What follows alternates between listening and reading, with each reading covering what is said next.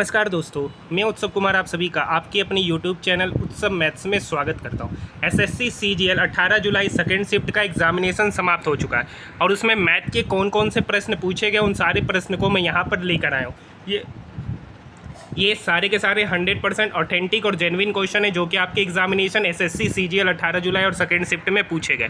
मैं डेली आप सभी स्टूडेंट के लिए एसएससी सीजीएल का प्रत्येक शिफ्ट का विथ पीडीएफ एनालिसिस लाता हूं, तो आप लोग इस चैनल को सब्सक्राइब कर लीजिएगा। साथ ही साथ इस वीडियो को अपने दोस्तों के साथ ज़्यादा से ज़्यादा शेयर जरूर कीजिएगा। तो आइए समय को ना बर्बाद करते हुए अपनी इस वीडियो को शुरू करते हैं।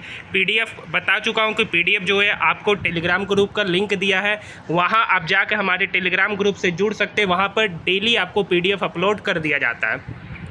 और जो स्टूडेंट एग्जामिनेशन दे रहे उनको मैथ के जो भी क्वेश्चन याद है तो ये व्हाट्सअप नंबर दे रखा है, यहाँ पर आप मुझे मैथ के क्वेश्चन भेज सकते हैं। सबसे पहला क्वेश्चन स्क्रीन के ऊपर नज़र आ रहा है। देखिए ये क्वेश्चन कल भी पूछा गया था, x - 1/x का वैल्यू -6, लेकिन कल जो पूछा गया था वहाँ पर x पे पावर 5 + 1/x पे पावर 5 पूछा गया था, और आज पूछा गया x पे पावर 5 - 1/x पे पावर 5। तो x पे पावर 5 - 1/x पे पावर 5 को कैसे सॉल्व करेंगे, तो इसका वैल्यू निकालने के लिए हमको x² + 1/x² into x³ - 1/x³ minus x - 1/x का वैल्यू पुट करना पड़ेगा। अगर x - 1/x के दे रखा है तो x² + 1/x² k² + 2 होगा। यहाँ पे k की जगह पर -6 है, तो -6 का स्क्वायर करेंगे तो +36, अब +36 + 2 कितना हो जाएगा, 38 हो जाएगा। 38 हो जाएगा। यहाँ पर x³ - 1/x³ जो होगा वो आपका k³ होगा, और यहाँ k का वैल्यू -6 है तो -6 का होल क्यूब हो जाएगा। -3 × -6 प्लस होगा, क्योंकि अगर x - 1/x का वैल्यू दे रखा है और आपसे x³ - 1/x³ पूछा है तो वो k³ + 3k होता है। तो k³ - 6 का क्यूब + 3 × -k का वैल्यू -6, ठीक है। अब x - 1/x का वैल्यू -6 है तो +6 हो जाएगा। तो इधर हो गया 38, इधर -6 का क्यूब हो जाएगा -216 और ये -18, ठीक है, और इधर हो गया +6, ठीक है। तो इधर हो जाएगा 38 इंटू -216 -18, तो 16 32, इधर -216 -18 हो जाएगा -234, और इधर हो गया +6, यानी 38 को -234 से मल्टीप्लाई करेंगे तो -38 गुना 234 + 6, यही आपका उत्तर होगा। इस दोनों को मल्टीप्लाई करके 6 ऐड कर दीजिएगा, जो भी निकल के आएगा वही आपका उत्तर होगा। नेक्स्ट क्वेश्चन है, एक समबाहु त्रिभुज का परिमाप 48 है तो एरिया क्या होगा। आज देखिए आपके एग्जामिनेशन में ज्योमेट्री से फर्स्ट शिफ्ट में सिर्फ सर्कल से पूछा गया था, तो आज सेकेंड शिफ्ट में ट्रायंगल से क्वेश्चन पूछे गए, सर्कल से एक भी क्वेश्चन नहीं पूछे गए। एक समबाहु त्रिभुज है जिसका परिमाप 48 है, यानी 3 टाइम्स ऑफ भुजा वो है 48, तो भुजा कितना पता चल गया, तो भुजा हो गया 16। यहाँ पर आपसे पूछा गया उसका एरिया क्या होगा, तो आपको पता है कि समबाहु त्रिभुज का जो एरिया होता है वो √3/4 इंटू भुजा स्क्वायर होता है, √3/4 इंटू भुजा स्क्वायर होता है। भुजा यहाँ 16 निकल के आ गया है, तो यहाँ से हो जाएगा √3/4 भुजा स्क्वायर मतलब 16 गुना 16, ये 4 इस 16 को काटेगा 4 बार में, 16 चौक 64, 64 गुना √3, यानी इसका आंसर होगा 64√3 सेंटीमीटर स्क्वायर। नेक्स्ट क्वेश्चन आपके स्क्रीन के ऊपर नज़र आ रहा है, solve sin 2x + 2 sin 4x + sin 6x का वैल्यू क्या होगा।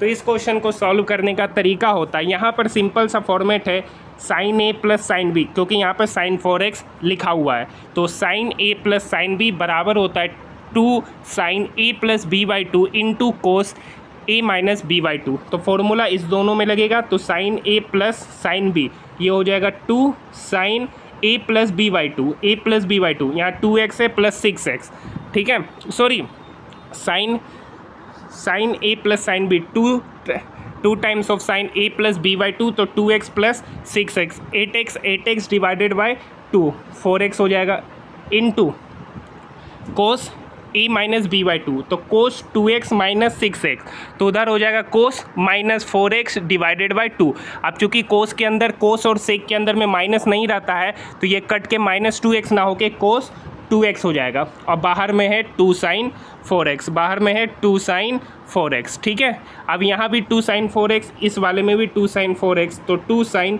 4x हम क्या कर लेंगे, कॉमन ले लेंगे, तो अंदर हो गया cos 2x plus 1, cos 2x plus 1। ठीक है, अब नेक्स्ट स्टेप में हो गया, नेक्स्ट स्टेप में क्या हो गया था, 2 sin 4x, 2 sin 4x और अंदर बचा है cos 2x प्लस 1।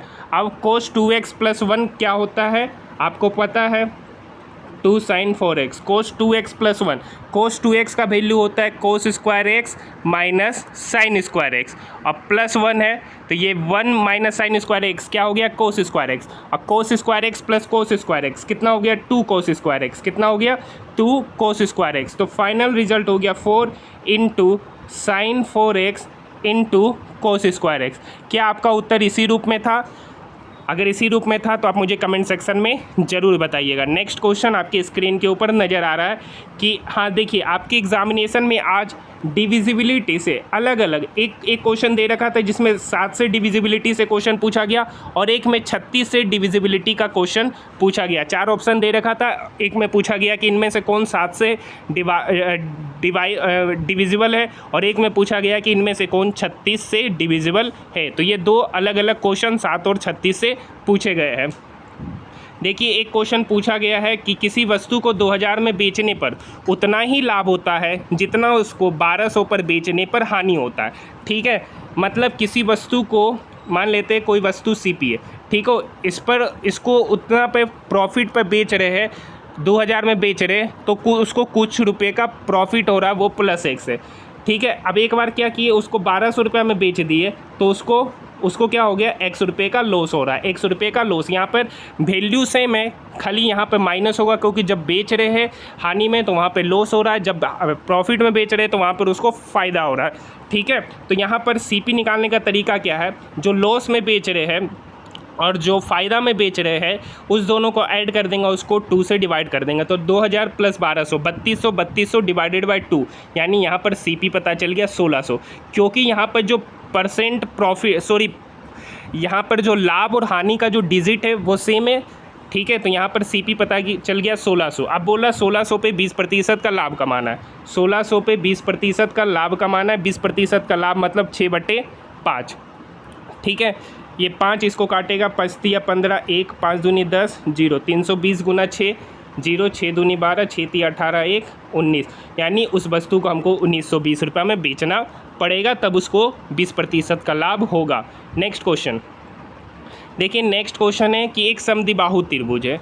ठीक है, एक समद्विबाहु त्रिभुज है, इस समद्विबाहु त्रिभुज का एरिया 20√11 है। ठीक है, और उसकी समान भुजा और असमान भुजा, तो मान लेते ये भुजा समान है, तो इसका समान भुजा और असमान भुजा का अनुपात कितना है, 3:5, 3:5 है। ठीक है, तो ये भी कितना होगा, 3 होगा, ये भी कितना होगा, 3, यानी 3:3:5 के रेशियो में उसकी भुजा है। ठीक है, अब हम इसमें क्या करते हैं, तो ये कितना होगा। ठीक है, ये हम परपेंडिकुलर लेंथ अगर हम निकाल लेंगे तो एरिया हम लोग निकाल लेंगे, और ये एरिया यहाँ पर 20√11 दे रखा है, तो यहाँ पर 5 है, यहाँ पर 3 है, तो ये कितना होगा, तो ये 5/2 होगा। तो उससे बढ़िया क्या है कि हम इसमें 2 से मल्टीप्लाई कर देते, तो जो नंबर होगा वो डिजिट अच्छा लगेगा देखने में, 6:6:10। तब ये ट्रायंगल हो जाएगा, ये ट्रायंगल हो गया, ये 6 हो गया। अब चूंकि ये टोटल 10 है तो यहाँ से यहाँ का बीच का लेंथ कितना होगा, 5 होगा। पाइथागोरस थ्योरम से ये एल्टीट्यूड जिसको हाइट कहते हैं वो हाइट निकल जाएगा, 6 का 36 माइनस 25, ये कितना हो गया, √11 हो गया, √11 हो गया। ठीक है, तो आप बताइए ये समद्विबाहु त्रिभुज का एरिया क्या होगा, समद्विबाहु त्रिभुज का एरिया का 1/2 इंटू ये वाला लेंथ कितना है, 10 यूनिट है। ठीक है, और ये पता चल गया ये कितना यूनिट है, √11 यूनिट है, और इसी का वैल्यू यहाँ पर कितना दे रखा है, 20√11, कितना दे रखा है, 20√11, √11 से √11 कट गया, ये 1 0 से ये 1 0 कट गया, यहाँ पे देखिए 1 यूनिट है, यहाँ पर 1 यूनिट, यानी यूनिट स्क्वायर, और ये 2 जो है ना 1/2 इक्वल के उधर जाएगा तो उस 2 से जाके मल्टीप्लाई होके कितना हो जाएगा, 4, यूनिट स्क्वायर का वैल्यू 4 हो गया, तो यहाँ से 1 यूनिट का वैल्यू कितना निकल के आ गया, 2, 1 यूनिट का वैल्यू कितना निकल के आ गया, 2। पूछा समान भुजा क्या है, तो समान भुजा 3 यूनिट है, तो 1 यूनिट का वैल्यू 2, तो 3 यूनिट का वैल्यू कितना होगा, 6 सेंटीमीटर। तो इस क्वेश्चन का सही उत्तर 6। नेक्स्ट क्वेश्चन नेक्स्ट क्वेश्चन है कि ए और बी किसी काम को 5 और 10 दिन में करते हैं। दोनों काम शुरू करते फिर ए काम छोड़ देता है, तो बचे हुए काम को बी 8 दिन में करता है। तो ए कितना दिन काम किया? ए है और बी है। ए किसी काम को 5 दिन में किया, बी किसी काम को 10 दिन में किया। तो बताइए दोनों इस काम को कितने दिन में। सबसे पहले 5 और 10 का एलसीएम ले लिए तो 10 हो गया। ये 10 क्या हो गया? Total work. ए 5 दिन में 2 काम कर रहा है तो ए की एफिशिएंसी 2। बी 10 दिन में 10 काम कर रहा है तो बी की एफिशिएंसी 1। अब बोल रहा है लास्ट में जो है ना बी 8 दिन तक काम किया। लास्ट में जो बी 8 दिन तक काम किया तो 1 गुना 8, तो बचा काम कितना? 2। अब उस 2, ये क्वेश्चन गलत है। दोनों काम शुरू करते हैं, दोनों काम नहीं शुरू किया होगा, वहाँ पर सिर्फ एक काम शुरू किया होगा, लास्ट में बी जुड़ गया होगा क्योंकि बचा काम 2 ही है और ए का एफिशिएंसी 2 है। तो ए जो है ना यहाँ पे क्वेश्चन या तो यहाँ का लैंग्वेज में डाटा कुछ और होगा, अगर या तो यहाँ पर होगा कि या ए काम शुरू करता है और बी और ए काम शुरू करता है और काम को छोड़ देता है, फिर बी बचे हुए काम को 8 दिन में समाप्त करता है। तो बचा हुआ काम 8 दिन में बी समाप्त किया तो बी का एफिशिएंसी 1 है, तो वो काम कितना किया? 8 काम किया। टोटल काम है 10, तो बचा कितना काम? 2। बचा कितना काम? 2। और ए का एफिशिएंसी है 2, तो 2 काम 2 एफिशिएंसी से करेगा तो ए उस काम को कितने दिन किया? 1 दिन किया। या तो अगर उत्तर 1 दिन है तो यहाँ पर लैंग्वेज क्या होगा? दोनों काम नहीं शुरू करते, सिर्फ एक काम शुरू करता है और फिर उसको छोड़ देता। अगर दोनों काम शुरू करता है तो फिर यहाँ का डाटा में चेंजमेंट करना पड़ेगा, अदरवाइज ये क्वेश्चन गलत है। ठीक है, मैं इसे सुधार कर जो 4th शिफ्ट का एनालिसिस लाऊंगा मैं वहाँ पर इस क्वेश्चन को सुधार दूंगा। एक क्वेश्चन पूछा गया है कि 1/sin x minus 1/tan x into 1/sin x plus 1/tan x। तो 1/sin x क्या होता है? cos x होता है। ठीक है, माइनस 1/tan x क्या होता है? माइनस cot x होता है, इंटू 1/sin x फिर वही cos x a plus cot x। तो यहाँ पे फॉर्मूला हो गया a minus B into A plus B. क्या होता है formula? A square minus B square. अब A square minus B square क्या होता है? 1 होता है, यानी इस क्वेश्चन का आंसर हो गया 1। नेक्स्ट क्वेश्चन है sec x plus tan x बराबर 5 देन tan x। अगर देखिए sec x plus tan x 5 है तो यहाँ से sec x minus tan x जो होगा वो आपका 1/5 होगा। कैसे होता है ये मैं आपको बता चुका हूँ कि sec square x minus tan square x 1 होता है, तो वहाँ पर ए स्क्वायर माइनस बी स्क्वायर का फॉर्मूला लगा के इसको निकालते हैं। तो यहाँ पर हम क्या करेंगे? माइनस करेंगे, तो ये माइनस माइनस प्लस हो जाएगा और इधर माइनस। तो ये sec x से sec x कट गया, tan x plus tan x कितना हो गया? इधर 2 tan x और उधर 5 माइनस 1/5, 5 माइनस 1/5 तो कितना हो गया? 25 में से 1 गया 24/5। ये किसका वैल्यू? 2 tan x का वैल्यू 24/5, तो tan x का वैल्यू कितना होगा? 12/5। कितना होगा? 12/5 होगा tan x का वैल्यू। यहाँ तक बात समझ में आया? नेक्स्ट क्वेश्चन देखिए, ये चोर पुलिस का क्वेश्चन है ना, इस बार का एसएससी सीजीएल का फेवरेट क्वेश्चन हो गया। जितना शिफ्ट अभी तक हुआ है हर शिफ्ट में चोर पुलिस का यही टाइप का क्वेश्चन पूछा गया। एक चोर है और एक पुलिस है, ठीक है, यहाँ पे पुलिस है और यहाँ पे चोर है। पुलिस और चोर के बीच का डिस्टेंस 600 मीटर है, ठीक है। पुलिस को देखते ही चोर भागना शुरू कर दिया, अब पुलिस भी उसके पीछे भागना शुरू कर देता है। मैं जो क्वेश्चन कराया था 8 किलोमीटर, इसके पहले भी 8-10 का स्पीड दे रखा था और यहाँ पे 200 था, एक जगह 300 था, एक जगह 400 था, ठीक है। तो इसका स्पीड है 10 किलोमीटर पर आवर और इसका स्पीड है 8 किलोमीटर पर आवर, ठीक है। इस टाइप का क्वेश्चन मैं ऑलरेडी बहुत बार करा चुका हूँ, आप कर सकते। ये बेहद ही आसान क्वेश्चन अब हो चुका है क्योंकि हर शिफ्ट में इस टाइप के क्वेश्चन पूछे जा रहे हैं। तो इस केस में टाइम कांस्टेंट है, क्या है? टाइम कांस्टेंट है, तो स्पीड का रेशियो बराबर होगा डिस्टेंस के रेशियो के। तो चोर और पुलिस का बीच का स्पीड का रेशियो 8:10, यानी कहने का मतलब है 4:5। ये स्पीड का रेशियो है, तो डिस्टेंस का भी रेशियो क्या होगा? 4:5। यहाँ इन दोनों के बीच डिफरेंस का अंतर कितना यूनिट है? 1 यूनिट, और एक्चुअल में कितना है? 600 मीटर का। तो 1 यूनिट का वैल्यू 600 मीटर। तो पूछा गया था कि चोर कितना दूरी कवर किया, 1 यूनिट का वैल्यू 600 मीटर, तो 4 यूनिट का वैल्यू कितना होगा? 2400 मीटर। 4 यूनिट का वैल्यू कितना होगा? 2400 मीटर। इसी को दूसरे शब्दों में 2.4 किलोमीटर कहेंगे।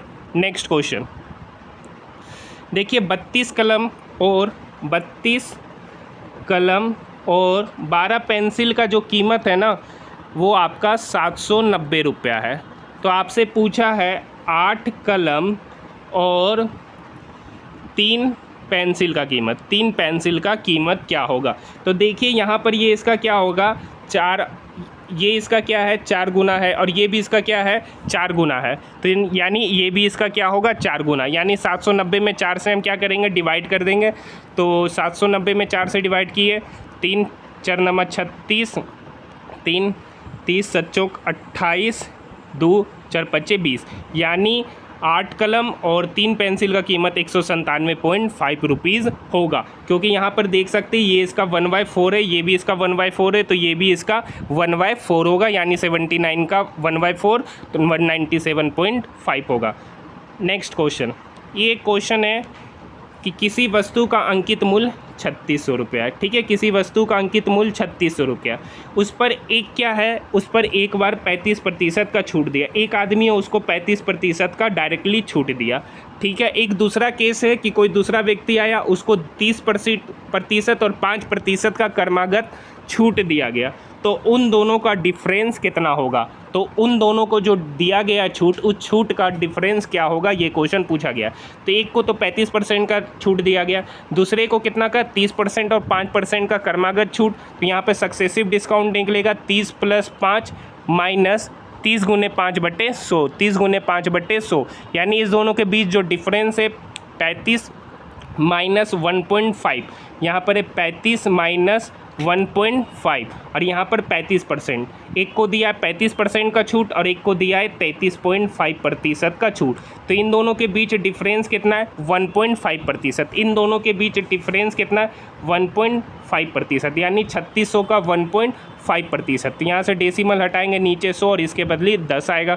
00 से 00 कटिया, 5 दूनी 10, 5 तिया 15, 2 इसको 18 बार में काटा, 18 तिया 54, यानी उन दोनों के बीच का जो डिफरेंस होगा, जो छूट का जो डिफरेंस होगा वो आपका 54 रुपया होगा।